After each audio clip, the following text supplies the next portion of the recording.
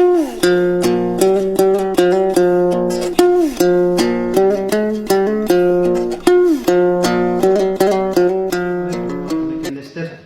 Садыр Жапаровдун колдоо штабынан кайрылып жатам. Менин атым Бакаев, фамилиям Кашкарбаев. Кайрылуум себеби эл арасында Садыр Жапаров жөнүндө ар кандай эмелер божомолдор айтылып эме болуп атат. Ошону мындай тизмектеп эметип айтып коелу.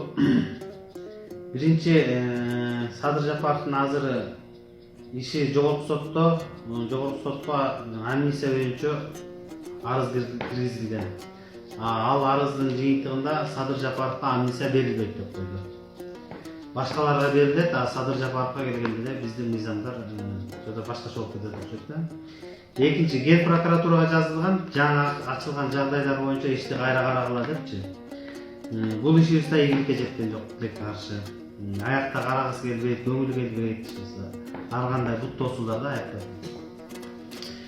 Анан кийин адвокаттар санап ошол жатак абакка чыгат, колонный поселение деп коет элдин арасында. Ошого чыгат деп 5-февралда чыгат деген маалымат кеткен, ал туура. Ошо санаган боюнча убактысы ошого келген. Буга келгенде дагы кече жакында ГСМдин жетекчиси Мелис Турганбаев ага жок статьяны жабыштырып, жок, ал статья жок болчу. Андай менен күнөөлөнгөн эмес Садыр Нуркожоевиччу. Аны адвокаттында эмесинен карап көргүлө, Facebook баракчасынан. Бошотулбайт деп койду да.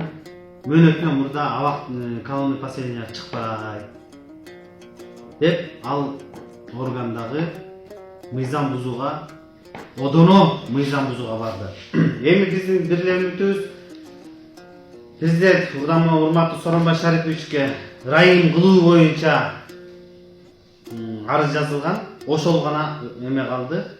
Бир райым кылса, ошо президент райым кылып чыгарат. Чыгарбаса, анда чыгарбайт. Ушул 500 000 киши кол коюп берген. Сооронбай Шарипович ушул ишти Садыр Жапаровго райым бериңиз деп 500 000 киши өтүнүч киргизген.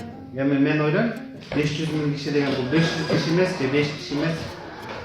Ушуну президент эсине алат болуш керек, көңүлүнө алып, кыргыз элинин мүдөөсүн, өтүнүчүн аткарат деген терек ишеничтен. Көңүл бурганыңыздар үчүн чоң рахмат.